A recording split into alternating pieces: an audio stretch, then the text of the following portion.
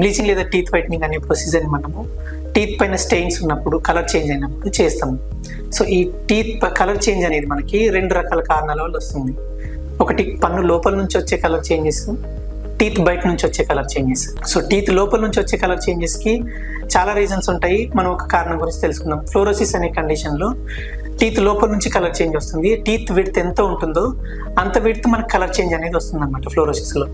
Teeth బయట నుంచి వచ్చే కలర్ చేంజెస్ ఏంటంటే మనకి ఫుడ్ స్టెయిన్స్, స్మోకింగ్ స్టెయిన్స్, ప్రాపర్గా బ్రష్ చేయకపోవడం వల్ల వచ్చే స్టెయిన్స్, ఇవి టీత్ బయట నుంచి వచ్చే చేంజెస్ అనమాట.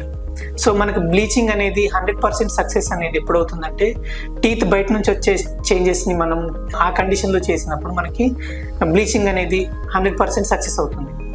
సో ఫ్లోరోసిస్ కండిషన్లో మనం టీత్ వైట్నింగ్ చేస్తే ఏమవుతుందంటే 30% మాత్రమే అవుతుంది. అది కూడా మనకి లాంగ్ రన్లో మళ్ళీ ఒరిజినల్ కలర్కి వచ్చేస్తుంది అనమాట. దానికి లాంగివిటీ ఉండదు. సో బయట నుంచి వచ్చే కలర్ చేంజెస్కి మనం టీత్ వైట్నింగ్ చేస్తే ఏంటంటే 100% మనకి రిజల్ట్ అనేది ఉంటుంది. లాంగివిటీ అనేది ఎక్కువ ఉంటుంది.